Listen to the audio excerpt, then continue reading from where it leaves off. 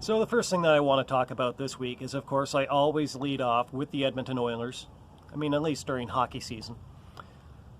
And I'm going to again today, but I have to tell you that it's not as happy a story today as it has been in some of the past weeks. I got to tell you that some of the things that have gone on, not so much with the team, but say around the team over the past couple of weeks, there's no two ways around about it. There's no two ways around this. Some of this stuff is pretty fucked. And so specifically what I'm talking about is this thing that has gone on with the widow of Colby Cave, Emily Cave. And so a couple of weeks ago, they finally had what they called the celebration of life for Colby Cave. I mean, it seems like maybe they were trying to hold this thing off in Edmonton at least until the COVID-19 was up, and they were going to be able to actually have people attend it in person. But unfortunately, it doesn't look like that's going to happen any soon. So they must have just decided that now is the time to do this. We can't really hold this off any longer. And so they had it. The team attended that. They had a game scheduled that night in Calgary. Now that's really probably more of an issue with the league than it is with the team. They don't decide their schedule. And you can say what you want about the way that the league scheduled that game. Given that they definitely knew that whole thing was coming up.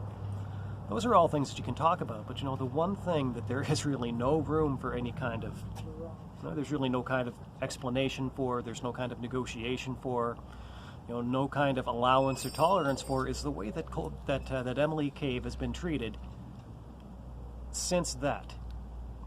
And apparently, I didn't get to see any of this myself. This made the news. There were a lot of people that basically went after her, and they were harassing her to the point where she actually, basically locked down her Instagram account because she couldn't put up with the kind of harassment that she was getting. To the point where she was actually getting death threats. And I have to tell you, I don't think that any of the people that do that are listening to this podcast. I don't think that any of them are going to tune in and listen to this podcast. But one thing that I will tell you for absolutely certain is that for all of the people, who might have been involved in this, absolutely none of you want me to ever find out who you are. Because if I ever find out who any of you are, that's going to be a very bad day for you.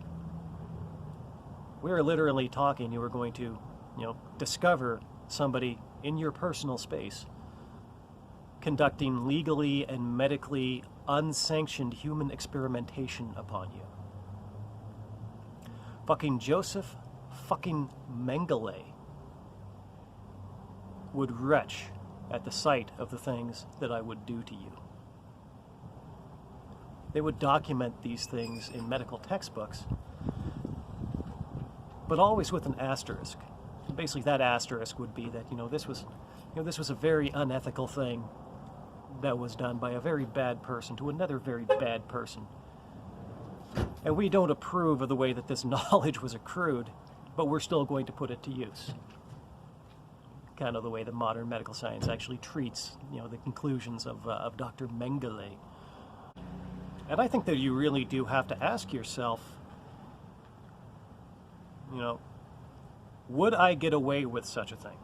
It's a very real question. We'll circle back to that in a broader respect. But the question that I think a lot of people would ask is like, well, geez, would he get away with that? And I think that if you're the kind of person who thinks it's okay, if you're the kind of person who thinks it's okay to harass a widow, really for no good reason. Because they had a memorial service for her dead husband. If you're the kind of person who thinks that it's all right to harass that kind of person, I think that you need to be asking yourself, if somebody got their hands on me and did this kind of stuff, would a jury convict them? I think that's a real question. I think that's a very good question. But you know, the whole question of, you know, will I get away with this, really in my heart, my mind goes right to the heart of this matter. Because I would have to think that anybody that goes onto the internet to do this kind of stuff, well, you know, quite frankly, for a lack of any better phrase, they're a bunch of pussies. There's no two ways about it. You know, research actually shows that the kind of things that people will do to each other on the internet, they won't do in person. Now, for a number of different reasons. I mean, there's actually a study that indicates that it's actually empathy that restricts people from doing those same things again in person. You know, because they would have to stand there and they would have to see the person respond to them. And they would have to see that, and that would cause them to be empathetic towards how this person feels about what was just said or done to them. And so on that point alone, you wouldn't do it. And then of course the other point is that, you know, if you were to do or say some of these things in person, you know, you would basically be eligible for an immediate reprisal. And of course, one of the other benefits of the internet is that not only is it not in person, but there's also, you know, I would almost call this mythical because we have seen people, you know, have these masks ripped away from them. But there's a myth of anonymity on the internet. And so you would have to think that a lot of these people are doing these things thinking that, well, you know, nobody knows who I am. I'll never get caught. And so they'll never have to say, you know, face a friend or a loved one with that person knowing what this person has done, you know, because they've elected to hide themselves behind these masks of anonymity. But I have to say that if you're out doing something like this and you're relying on anonymity, you know, to be the thing that gets you out of it, I think that maybe you've begun from the wrong starting point. I think that you seriously need to rethink your life as a human being. I mean, if we would actually consider such a person to be meaningfully human at all. But you know, here's kind of maybe the deeper thing about it, is that the more that I think about this thing, I mean, yeah, it's absolutely reprehensible that somebody would do something like that. I think that garners a natural response. But you know, the more that I think about it, just the idea that they're just plain bad people, I mean, yeah, if you do something like this, you're a bad person.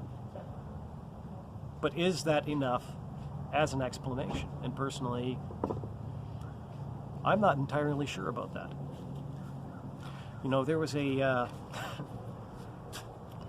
I have at times throughout my life watched a little bit of pro wrestling, and I actually know quite a bit about it. There was an old South wrestling promoter by the name of Jerry Jarrett.